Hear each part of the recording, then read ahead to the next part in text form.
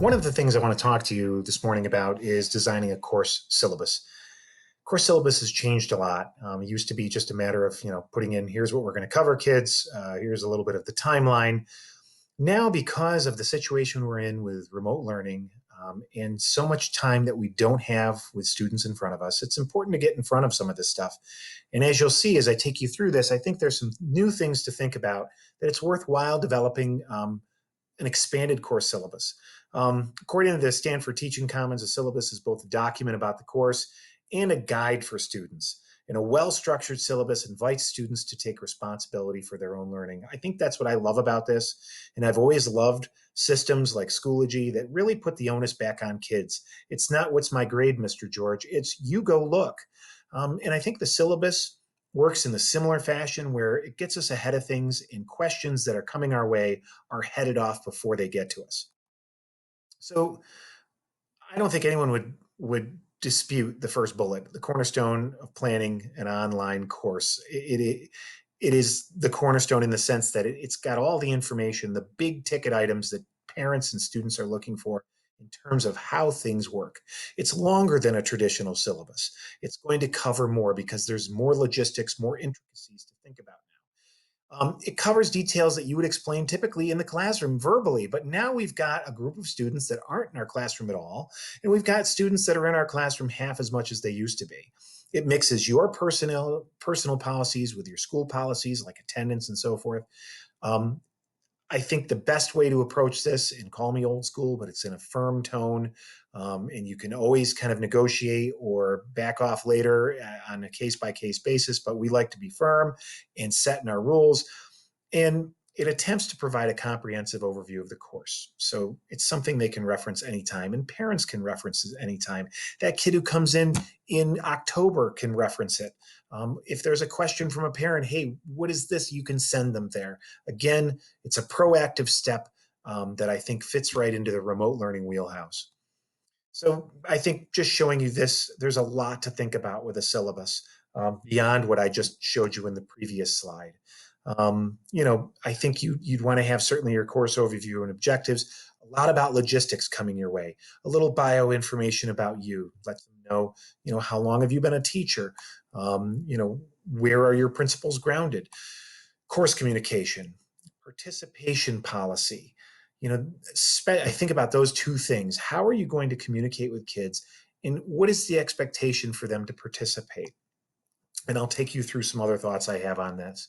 Um, Required texts, materials, and online accounts, a schedule, a grading policy, a code of conduct, if you wish, an attendance policy. So, and then it starts as you kind of look over at the other column, it gets a little more into some things that you can pick and choose from.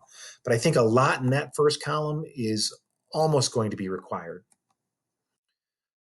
Logistics. Let's talk about that one for a second because I think it's unique. So think a little bit about, which day of the week are you going to post your assignments? This is such a complicated schedule this year. And if there's one message we're sending, I think in the support area, and I think administration is sending it, as teachers, we're trying to send it to our students, we need to simplify things. So, pick a day where you're going to post an assignment. Pick a day where you're going to host that synchronous virtual conference. And how many of them are you going to hold? How long is it going to be? When will you expect the assignments for the week to be complete? When are you going to host your virtual office hours? And when are you available via chat or video conference? All good things that can be included in a logistics page. And again, one-stop shop for mom, dad, and junior to figure this out. Course communication. You want to think about the spaces online where you're going to communicate to your kids. Are you going to use Schoology updates? And if so, are they going to be private messages, classroom updates? What's it going to look like? Help the kids understand what communication looks like in your class. How are you going to provide them feedback on assignments? Is it going to be through the gradebook? Are you going to use rubrics perhaps in terms of providing feedback? And that I'll cover that a little bit more in the grading policy. Are you going to use Gmail? Are you going to message somehow through Schoology? Talk a little bit about those synchronous and asynchronous discussions. So, what's that look like for your student in terms of a video conference you're live in versus a discussion you put up where you expect them to weigh in? Provide students with details how to successfully navigate these spaces. So how do they get around? How do they bounce around? And I would recommend, and I think a lot of teachers I've talked to are thinking about this, using those first few days to really onboard them onto the technology. And then finally, what are the expectations for communication in these spaces? And I've got a nice, some thinking for you to do. And I think administration, Bronson will have you thinking about this later today. Grading policy, terrific stuff. How do you calculate your grade? This isn't new. Are you going to use rubrics to grade? Are you using some sort of satisfactory, unsatisfactory, pass, fail? What exactly does it look like? What's your late work policy? And can students request to submit an assignment for a higher grade? Could they resubmit? Those are all just samples of the kinds of questions. And I think this area becomes more familiar territory for many of you as you've thought through this before. The participation policy, what are your expectations for participation in your class? What types of participation are expected in the course? Why is participation important in an online course? And how will students' participation be assessed? All good things to think about when we're in a remote situation. We have students checking in. What are our expectations for that?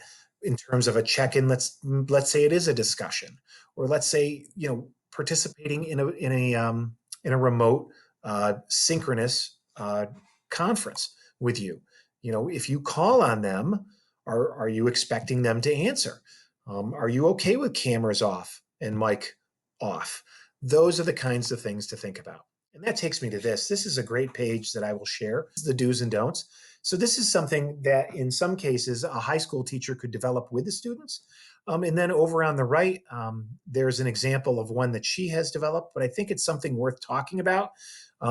And thinking about as a teacher and talking about with your either your department or your grade level to think about what's this look like for kids? What are the policies? Are they able to lay in bed without their shirt? We hope not.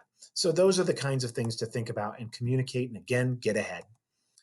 So the other thing I want you to think about this different kind of course syllabus is some sort of follow-up. I want you to think about maybe a fun little scavenger hunt that you're going to have after you go over this. It could be a little bit of a quiz. It could be a Schoology discussion. And these are just ideas, of course. There's a myriad of other ways to do this, but maybe kids want to weigh in. Maybe they have a favorite. Maybe they have one that they can't stand. Get them to think about and internalize and maybe move some of your syllabus from their short-term memory to their long-term memory through a follow-up activity. A little bit of metacognition here, thinking about what they just learned from your syllabus. So, as a tangible or takeaway, something you can take away with you, I guess I would say, you have this, which I've put into the resource kit. This is a template that you can follow that creates, your course overview. It's a little bit of a fill in the blank approach. Here's a little bit about logistics. You fill in the day of the week. Here's some ideas of what this might be, what this might look like. A little bit about teacher bio. Here's information regarding course communication, which could be done as a table. Okay. And even in this case, it gives students exactly what they need to include. So often, and I get this from teachers, sometimes I get half the information that I need to solve a teacher's problem. You guys get the same thing from students where they don't communicate to you exactly what it is that they need from you or what's unclear or what happened. And we just don't see them as much as we used to anymore. It's important. Here's something about general questions and online discussions. Here's a section on the participation policy. Here's required text materials. Here's a little bit of what the schedule looks like. Grading policy, student code of conduct and attendance policy. That's a Google Docs version, and this is the Google Slides version. Very similar. And then you can snazz that up as needed, and this is also in the resource kit. And then just to show you an example of one that's been done, this was done by two teachers in the middle school, Mrs. Pearson and Mrs. Van Dyke, where they have information about themselves, a little bit of how to communicate with that teacher, and a template was provided. So if they click here, they actually get a template, kind of fill in the blank, so they know exactly how to communicate and what to communicate. It's good stuff. We've got the other teacher there. We have a course overview and objectives.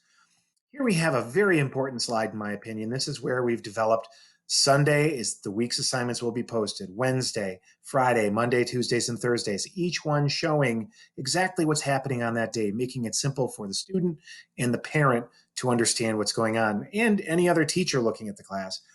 Here's information on attendance, required materials. Here's a little bit of, what they're going to be covering for those early dates right up through October. Here's your grading policy.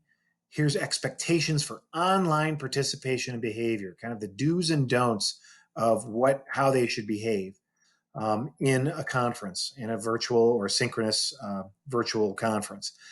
So there you go. The last thing I'll point out is something else I put in there. This was Catlin Tucker's do's and don'ts for online communication. So if you're just looking for some ideas of what this might look like, I'll remind you that Catlin is a high school teacher, and she did, develop something that really is commensurate with, it kind of connects with that level. So some of you in middle school or lower high school may not develop something as sophisticated. And that's about it. Give it some thought. I think, again, we want to get ahead of things here. And this kind of approach, this new online course syllabus, heads off a lot of problems. Email me if you have any needs or questions, and thanks for listening.